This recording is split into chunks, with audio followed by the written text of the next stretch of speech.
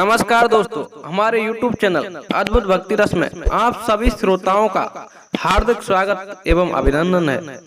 दोस्तों, अभी तक आपने हमारे चैनल को सब्सक्राइब नहीं किया है तो कृपया सब्सक्राइब कर दें। दोस्तों, हम आपको बताने जा रहे हैं कि शूर्पणखा के पुत्र का क्या नाम था। श्रोताओं, चलते हैं अपनी वीडियो पर। रंगनाथ रामायण में एक सर्वथा नई कथा मिलती है, जिसके अनुसार शूर्पणखा को एक पुत्र हुआ था जिसका नाम जम्मू माली था। कथा के अनुसार जब रावण ने अपने बहनोई विद्युत जी का वध कर दिया, उस समय शूर्पणखा 6 महीने की गर्भवती थी। सज्जनों, रावण ने शूर्पणखा को अपनी इच्छा अनुसार पति का वरण करके जीवन व्यतीत करने के लिए आज्ञा दे दी। शूर्पणखा पंचवटी में चली आई और वहां पर समय उसने जम्मू माली नामक पुत्र को जन्म दिया। जब जम्मू बड़ा हुआ तो उसने अपने पिता के बारे में शूर्पणखा से प्रश्न किया। तो सज्जनों, शूर्पणखा से यह जानकर कि उसके पिता का वध रावण ने किया है तो वह अत्यधिक क्रोधित हो गया और रावण के वध के निमित्त वह तप करने के लिए जंगल को चला गया।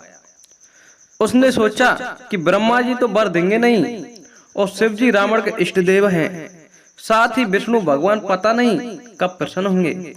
यह सोचकर कि ये सभी देवता सूर्य देव में निवास करते हैं, तो सज्जनों, उसने स्वयं सूर्य देव की आराधना करने का निश्चय करके वन में घनघोर तप किया।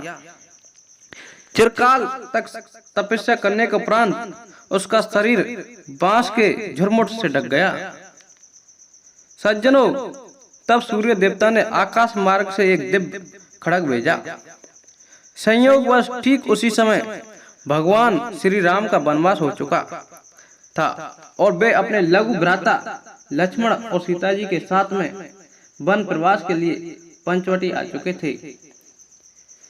अचानक एक दिन लक्ष्मण जंगल में लकड़ी काटने के लिए गए और ठीक उसी समय घनघोर शब्द करता हुआ वह खड्ग अचानक हवा में लहराने लगा और वह खड्ग तपरत जम्मू के पास में जाकर के ठहर गया।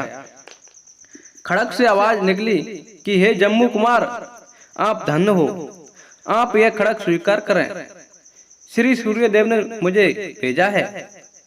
लेकिन गर्व के वशीभूत हो उस राक्षस कुमार ने उस खड्ग को यह करके वापस जाने के लिए कहा कि यदि साक्षात सूर्यदेव आकर के तुमको मुझे समर्पण करते तब मैं स्वीकार कर लेता, किंतु उन्होंने स्वयं न आकर हमारा अपमान किया है, इसलिए तुम उनके पास वापस जाओ। सज्जनों, ठीक उसी समय लक्ष्मण जी वहां पर पहुंचे और इस घटना से अनजान उन्होंने उस दुर्लभ और चमचमाते खड्ग को अनायास ही हाथ में पकड़ लिया। फिर उन्होंने उसकी परीक्षा लेते हुए अचानक ही बांस से बने झुरमुट पर प्रहार कर दिया। तत्काल ही एक मुनि कुमार 2 टुकड़े होकर झटपटाता हुआ दिखाई दिया।